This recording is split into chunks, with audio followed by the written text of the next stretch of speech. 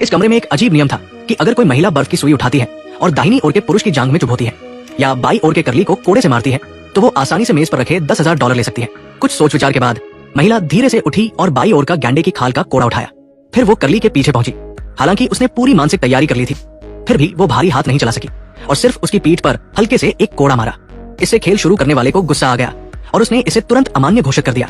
अपने कैंसर से पीड़ित भाई के इलाज के लिए पैसे जुटाने के लिए महिला ने दिल कड़ा किया और जोर से कोड़ा मारा, लेकिन सिर्फ एक तरफ से ही करली की सांसें ठंडी पड़ गई। फिर दूसरी बार की क्रूरता ने सभी को कांपने पर मजबूर कर दिया। हालांकि ये अभी खत्म नहीं हुआ था। तीसरे कोड़े के बाद करली के चेहरे पर खून की एक बूंद भी नहीं बची थी और उसकी पीठ पूरी तरह से छिल गई थी। ये नजारा देखकर अमीर आदमी बहुत संतुष्ट हुआ। करली को इतनी बुरी हालत में देखकर उसे मन ही मन बड़ी तसल्ली हुई, लेकिन खेल अभी शुरू ही हुआ था। अब बारी सूट वाले पुरुष की थी।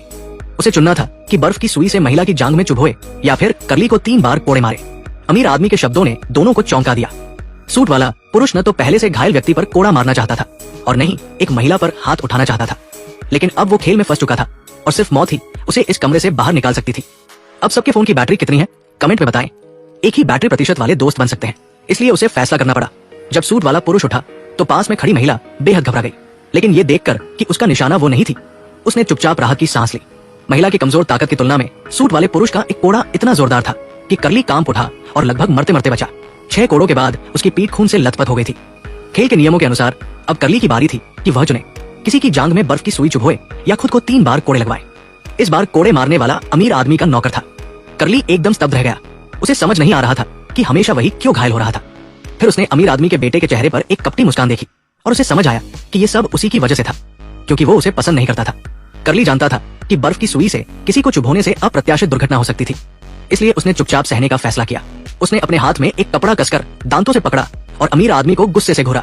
अगर नजरों में चाकू होते तो वो शायद 10,000 बार मर चुका होता, लेकिन तभी पीठ पर तेज दर्द ने उसकी सोच को तोड़ दिया। वो छटकाना चाहता था और यहाँ तक कि भागने का मन बना लिया था, लेकिन गरीबी की वजह से मिले दर्द को याद करते हुए ये शारीरिक पीड़ा उसे कम लगने लगी। हालांकि उसने अपनी सहन शक्ति को बहुत बढ़ा चढ़ाकर आंका था।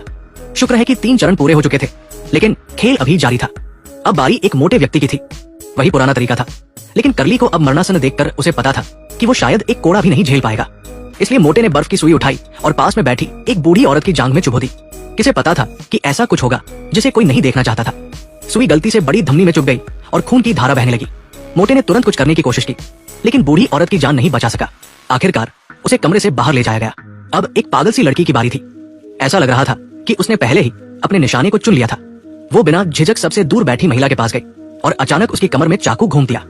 खेल में शामिल सभी लोगों में वो सबसे सजग थी। आखिरी तक जिंदा रहने वाला ही अमीर आदमी के वादे किए गए पैसे ले सकता था।